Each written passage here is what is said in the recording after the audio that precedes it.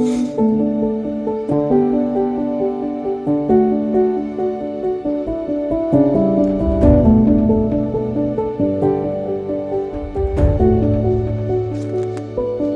commencement, Dieu créa les cieux et la terre.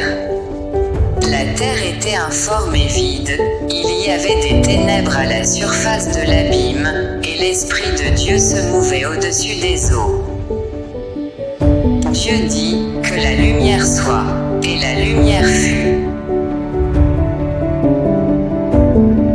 Dieu vit que la lumière était bonne, et Dieu sépara la lumière d'avec les ténèbres. Dieu appela la lumière jour, et il appela les ténèbres nuit. Ainsi, il y eut un soir, et il y eut un matin, ce fut le premier jour. Dieu dit, qu'il y ait une étendue entre les eaux, et qu'elle sépare les eaux d'avec les eaux.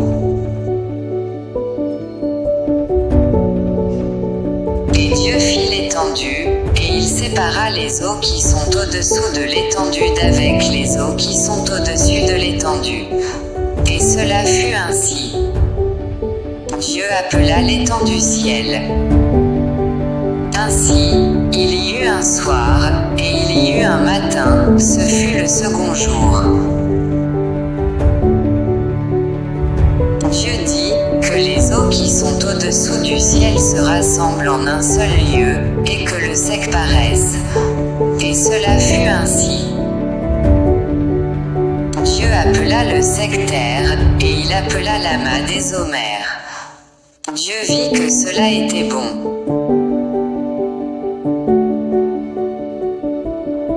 Puis Dieu dit, que la terre produise de la verdure, de l'herbe portant de la semence, des arbres fruitiers donnant du fruit selon leur espèce et ayant en eux leur semence sur la terre. Et cela fut ainsi. La terre produisit de la verdure, de l'herbe portant de la semence selon son espèce, et des arbres donnant du fruit et ayant en eux leur semence selon leur espèce. Dieu vit que cela était bon. Ainsi, il y eut un soir, et il y eut un matin, ce fut le troisième jour.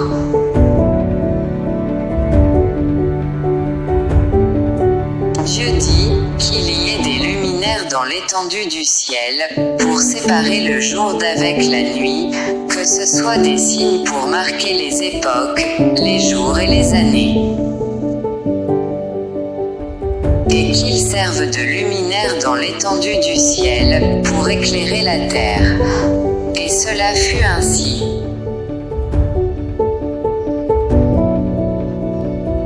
Dieu fit les deux grands luminaires, le plus grand luminaire pour présider au jour, et le plus petit luminaire pour présider à la nuit. Il fit aussi les étoiles.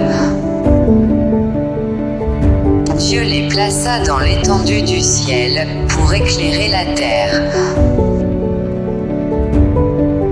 Pour présider au jour et à la nuit, et pour séparer la lumière d'avec les ténèbres. Dieu vit que cela était bon. Ainsi, il y eut un soir, et il y eut un matin, ce fut le quatrième jour. Dieu dit, que les eaux produisent en abondance des animaux vivants, et que des oiseaux volent sur la terre vers l'étendue du ciel.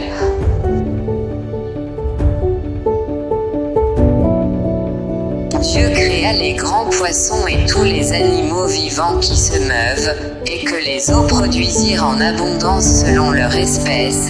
Il créa aussi tout oiseau ailé selon son espèce. Dieu vit que cela était bon. Dieu les bénit, en disant, soyez féconds, multipliez, et remplissez les eaux des mers, et que les oiseaux multiplient sur la terre. Ainsi, il y eut un soir, et il y eut un matin, ce fut le cinquième jour.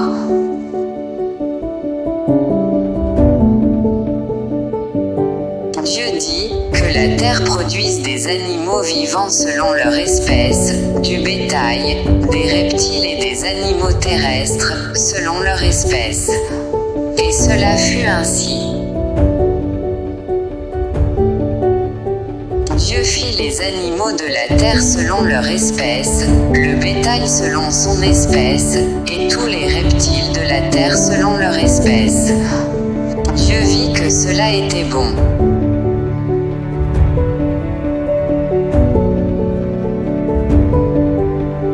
Puis Dieu dit, faisons l'homme à notre image, selon notre ressemblance, et qu'il domine sur les poissons de la mer, sur les oiseaux du ciel, sur le bétail, sur toute la terre, et sur tous les reptiles qui rampent sur la terre. Dieu créa l'homme à son image, il le créa à l'image de Dieu, il créa l'homme et la femme.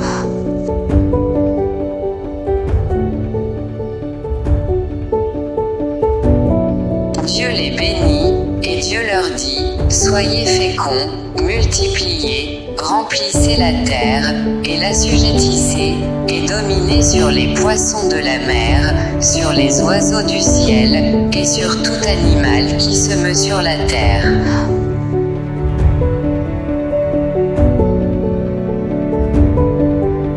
Et Dieu dit, voici, je vous donne toute herbe portant de la semence et qui est à la surface de toute la terre, et tout arbre ayant en lui du fruit d'arbre et portant de la semence, ce sera votre nourriture.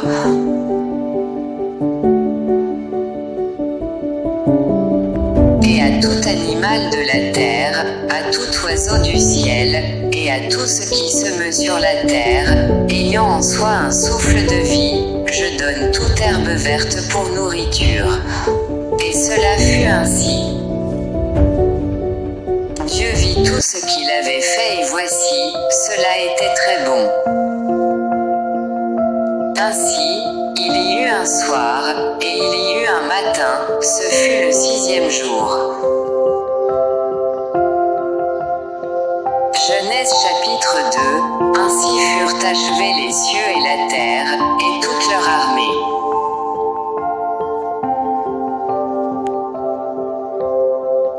Dieu acheva au 7e jour son œuvre, qu'il avait faite, et il se reposa au 7e jour de toute son œuvre, qu'il avait faite.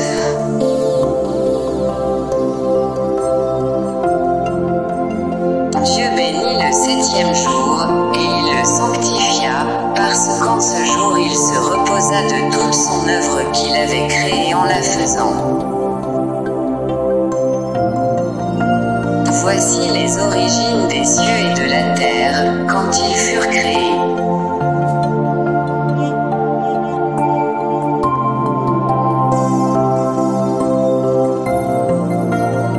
Lorsque l'Éternel Dieu fit une terre et des cieux, aucun arbuste des champs n'était encore sur la terre, et aucune herbe des champs ne germait encore, car l'Éternel Dieu n'avait pas fait pleuvoir sur la terre, et il n'y avait point d'homme pour cultiver le sol.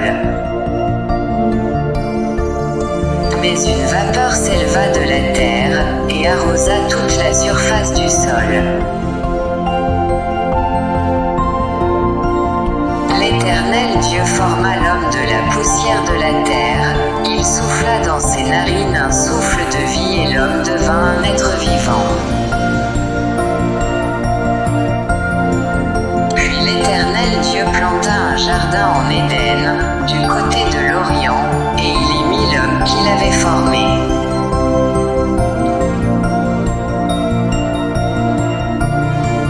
L'Éternel Dieu fit pousser du sol des arbres de toute espèce, agréables à voir et bons à manger, et l'arbre de la vie au milieu du jardin, et l'arbre de la connaissance du bien et du mal. Un fleuve sortait d'Éden pour arroser le jardin, et de là il se divisait en 4 bras. Le nom du premier est Pichon, c'est celui qui entoure tout le pays de Havila, où se trouve l'or. L'or l'or de ce pays est pur, on y trouve aussi le bédélium et la pierre d'onyx. Le nom du second fleuve est Gihon, c'est celui qui entoure tout le pays de Cush. Le nom du troisième est Hiddekel, c'est celui qui coule à l'orient de la Syrie. Le quatrième fleuve, c'est l'Euphrate. L'Éternel Dieu prit l'homme, et le plaça dans le jardin d'Éden pour le cultiver et pour le garder. L'Éternel Dieu donna cet ordre à l'homme, tu pourras manger de tous les arbres du jardin. Mais tu ne mangeras pas de l'arbre de la connaissance du bien et du mal, car le jour où tu en mangeras, tu mourras. L'Éternel Dieu dit, il n'est pas bon que l'homme soit seul, je lui ferai une aide semblable à lui.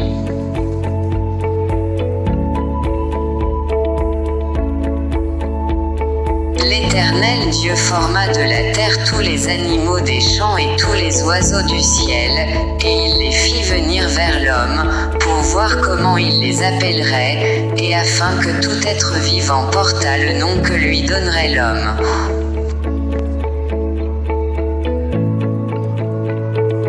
Et l'homme donna des noms à tout le bétail, aux oiseaux du ciel et à tous les animaux des champs, mais, pour l'homme, il ne trouva point d'aide semblable à lui. Alors l'Éternel Dieu fit tomber un profond sommeil sur l'homme, qui s'endormit. Il prit une de ses côtes, et referma la chair à sa place. L'Éternel Dieu forma une femme de la côte qu'il avait prise de l'homme, et il l'amena vers l'homme. Et l'homme dit, voici cette fois celle qui est os de mes os et chair de ma chair. On l'appellera femme, parce qu'elle a été prise de l'homme. C'est pourquoi l'homme quittera son père et sa mère, et s'attachera à sa femme, et ils deviendront une seule chair. L'homme et sa femme étaient tous deux nus, et ils n'en avaient point honte.